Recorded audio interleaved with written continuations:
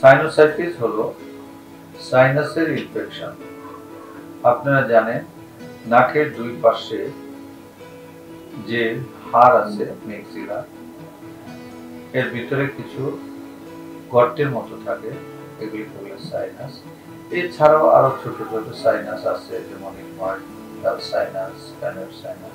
সবচেয়ে বেশি ইনফেকশন হয় মেক্সিলারি সাইনাসে।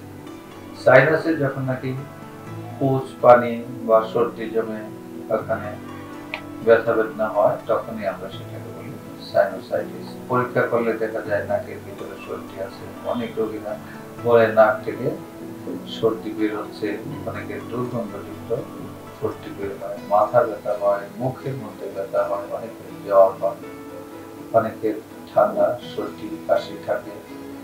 এবং এই সাইনোসাইটিস হলে যদি চিকিৎসা সঠিক মতো না করা হয়, তাহলে কানের মধ্যে ব্যথা হয়, কানের মধ্যে পুজ যাবে, কানের পর্দা ছিঁড়ে পুজ বের হতে থাকে। তাহলে সাইনোসাইটিস হলে আপনি কি করে বুঝবেন? সাইনোসাইটিসের প্রধান যে লক্ষণ দেখা যাচ্ছে যে আগে তার একটা ঠান্ডা সর্দির একটা হিস্ট্রি থাকে, তারপরে রোগীরা মুখের মধ্যে মুখবহর মাথায় ব্যথা নিয়ে আসে, নাক বন্ধ থাকে, অনেকের নাক দিয়া পুজের মতো সর্দি, গাঢ় সর্দি আসতে থাকে। নাক পরীক্ষা করলে নাকের ভিতরে সর্দি কষ্ট দেখা যায়।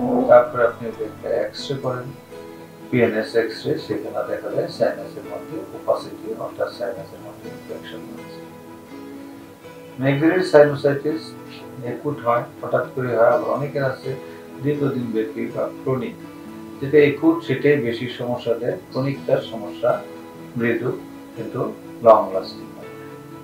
একুট সাইনোসাইটিস হলে তাকে অ্যান্টিবায়োটিক দিতে হবে অন্তত 7 থেকে 10 দিন। তারপরে নাকে গরম পানি ধোয়া নিতে হবে, নাকে ড্রপ দিতে হবে, ব্যথার জন্য পেইন কিলার দিতে হবে। এই ওষুধের ব্যবহার করলে অনেকেরই সাইনোসাইটিস ভালো হয়ে যায়। যদি সাইনোসাইটিস ভালো না হয়, পরবর্তী সময় নাক থেকে ওয়াশের মাধ্যমে সেই নাকের সাইনাসগুলিকে পরিষ্কার করতে হয়, অথবা এন্ডোস্কোপিক সাইনাস সার্জারির মাধ্যমে চিকিৎসা করতে হয়।